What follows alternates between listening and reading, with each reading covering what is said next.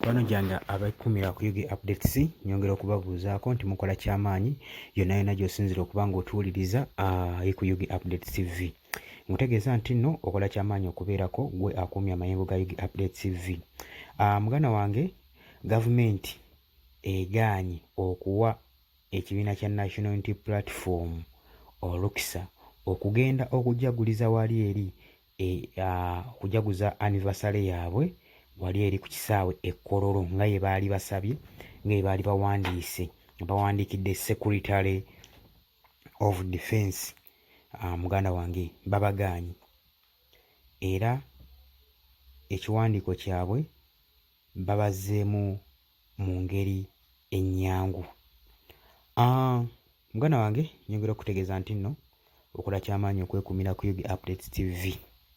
Naye nkutegeeza nti nno towerabira ku subscribinga, genda maaso n'okuba nga osubscribinga, sharinga, commentinga.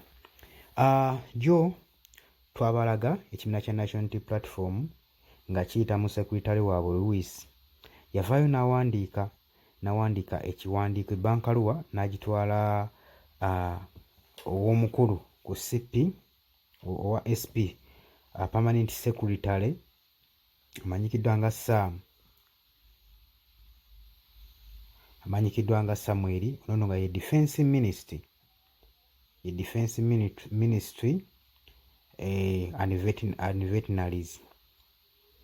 Oba ebbaluwa eyo mugijjukira bulungi nnyo nga bannuupu bagezaako okurequestinga okukozesa ku kisaawe ekya NRM e Kololo bajagulizeeko anniversary yaabwe. Gwe mugwana wange ampuliriza, ebbanga lino lyonna tubadde tulinze tulabe ki kye bagenda okuddamu.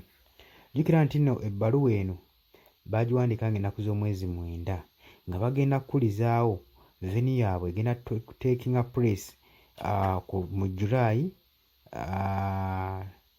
nga 22 July 2024 nga basaba gavumenti bakkirize bakozeseeko ku kisaawe kyayo e Kololo basobole okuba nga bajagulizaawo anniversary yaabwe.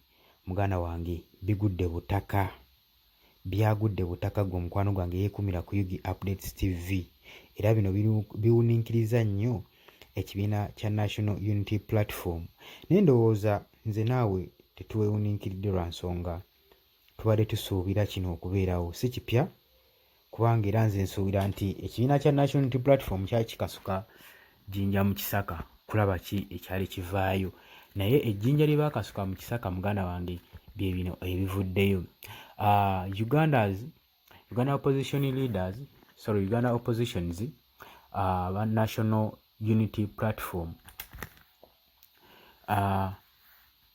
babamye alternative ey'okuba nga bagenda kujaguliza wali eri ku kisaawe Kololo ennaku z'omwezi 22 nga baali basabye.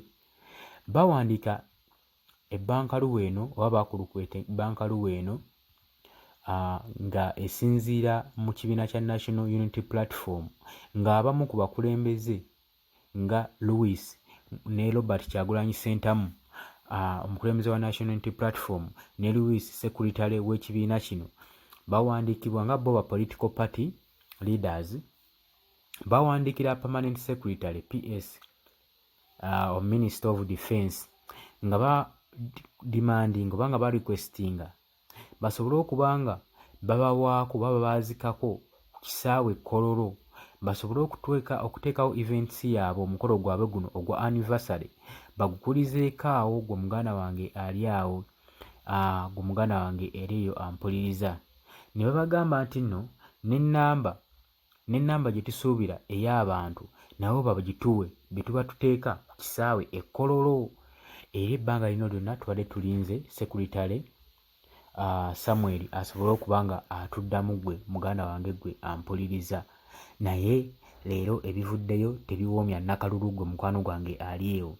Awandiise bw'atyo Samuel, Secretary of Defence and Veteran, awandiise bw'ati ng'abaddamu abagambye nti nno due to the ongoing infrastructures development at the Kololo ceremonial ground, okusinziira kubanga balimu okusinziira nti bakyaddukanya kisaawe, bakyakikulaakulanya, bakyazimbako ebizimbe ebipya bakyalina bye batereezaamu ku kisaawe ekyo.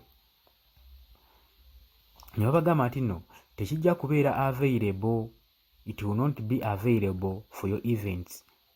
Nti ekisaawe kino tekigenda kubeerawo munaatusonyiwa mmwe okukolerawo omukolo gwammwe gwe mwagala okukolerawo. Bw'atyo minisita wa respondinze mu bbaluwa ye ng'agiwandiikira ekitebe kino ekya National Unity Platform, abawandiikidde n'abagamba nti nno okusinziira nti nno tukyakulaakulanya kifo kino, kikyali under development, tutaddewo infrastructures empya, so munaatusonyiwa kino ekisaawe tekiri available gye muli. Nti kyannaku nnyo bategeeza nti temugenda kubanga mukolerawo omukolo gwammwe ogwa anniversary, munaatusonyiwa abannuupu.